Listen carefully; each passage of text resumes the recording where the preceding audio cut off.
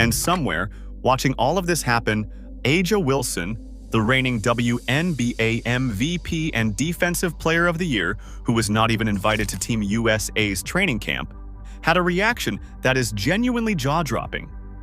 So while Clark was rewriting the record books in Puerto Rico, Wilson was watching from the outside and throwing a very public tantrum. And it is about to get so much worse for Wilson. How jealous is A'ja Wilson of Caitlin Clark? Let me know in the comments. 8 months off the court does real damage to a player, not just physically. Your timing goes, your read on defenses gets slow, and your confidence in those split-second decisions just isn't there the way it was. Most players coming back from that kind of layoff are careful. They ease in, take their touches, try not to force anything. That's the smart play. That's what virtually every player in the history of the sport has done. Caitlin Clark came back and broke 5 world records in 19 minutes.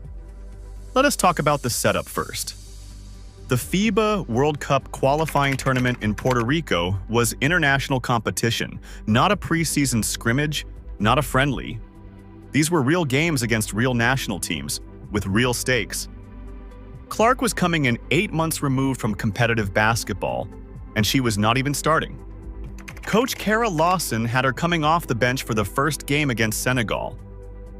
On paper, that reads like a soft landing, with limited minutes, low pressure, and time to shake off the rust. That is how it was supposed to go. Senegal ran a full-court blitz press that was giving the starting unit serious problems. They could not handle the pressure.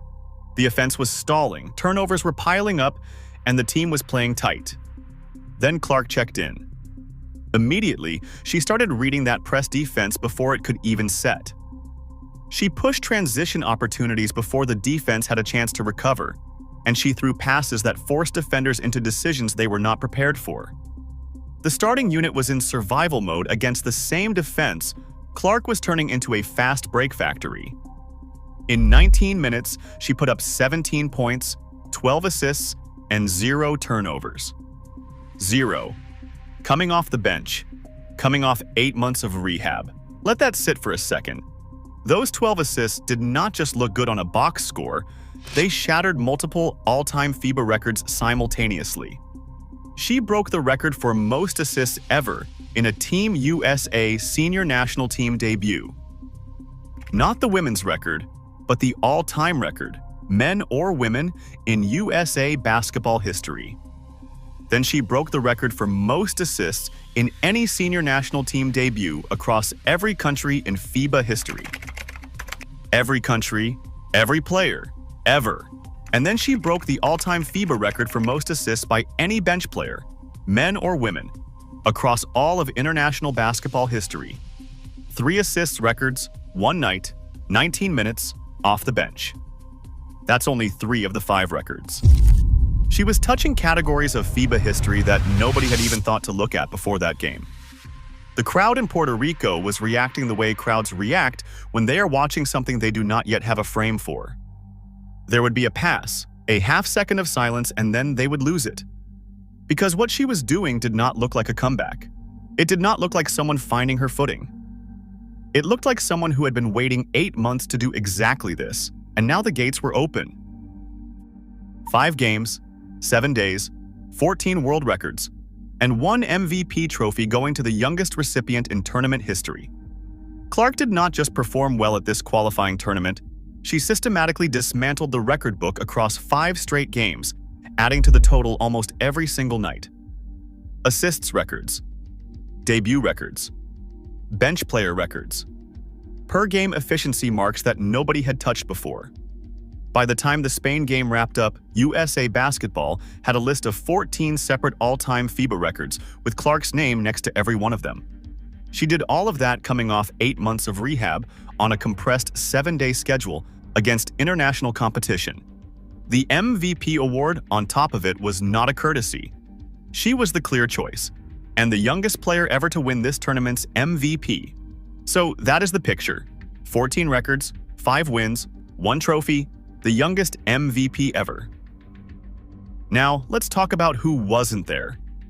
A'ja Wilson, three-time WNBA MVP, running a public campaign against the sport's biggest draw, built a reputation as one of the most toxic presences in the WNBA, and kept going after Clark every time Clark got recognition. Boardrooms noticed. Sponsors noticed. Nike definitely noticed. Clark is number 4 on Forbes' Most Powerful Women in Sports list, while Wilson's shoe is marked down on a clearance rack.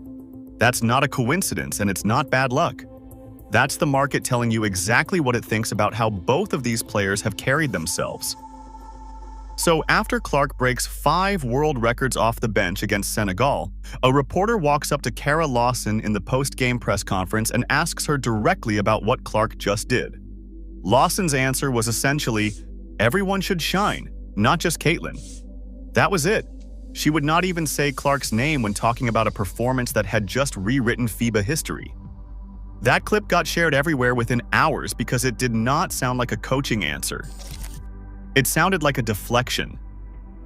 You could actually see the tension playing out on the floor during that Puerto Rico game before the press conference even happened.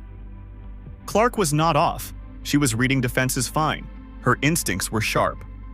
The problem was the system around her was running a slow, half-court offense that actively worked against everything she does well. Lawson's whole philosophy coming in was this democratic approach where no single player anchors the offense. Everyone shares the load equally.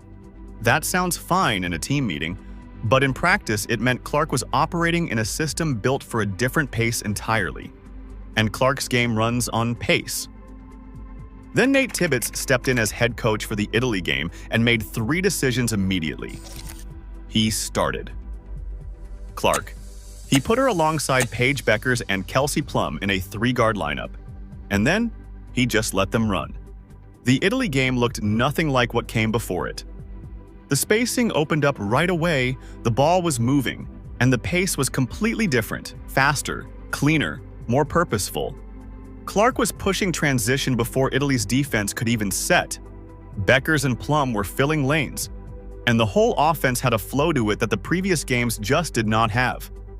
Team USA won by 34 points. Afterward, Tibbetts said publicly that the prior approach had been a mistake. Coaches almost never say that. Getting up in a post-game press conference and saying the previous approach was a mistake is basically a public audit of your predecessor's decisions out loud, on the record, with cameras rolling. It validated every single thing fans and analysts had been saying since that Lawson press conference got clipped and shared across every platform. So New Zealand and Spain got the same blueprint.